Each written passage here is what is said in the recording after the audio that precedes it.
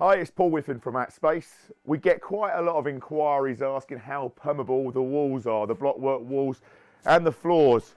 So we thought it'd be a great idea to get to a site with a blower door and a smoke machine. And what we'll be doing is we'll be emitting a load of smoke into the room and using the blower door to pressurise this room to force the smoke through the blockwork and the floor to see what happens. Then we'll go outside and take a quick look to see what's happening.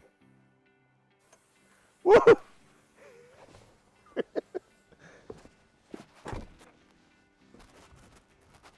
Right. Okay, so we're outside the building now. We've got the fan on full blast. We're getting about 100 pascals of pressure.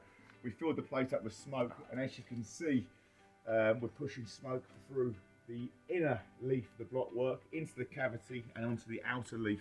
So you can see quite clearly we're getting quite a lot of smoke.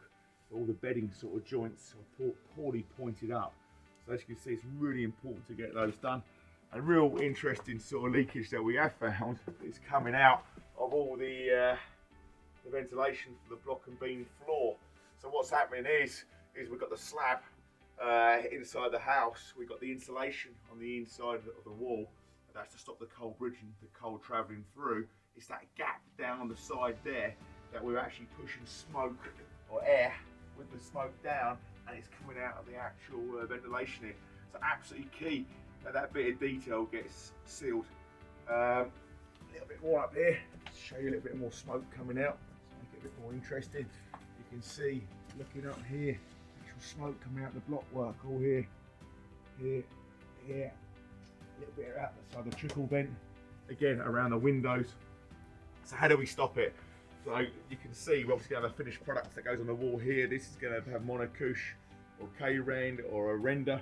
So this gets completely sealed. This won't be airtight as there's plenty of detail and gaps that air can still travel out. You really want to isolate the air from the inside, not the outside.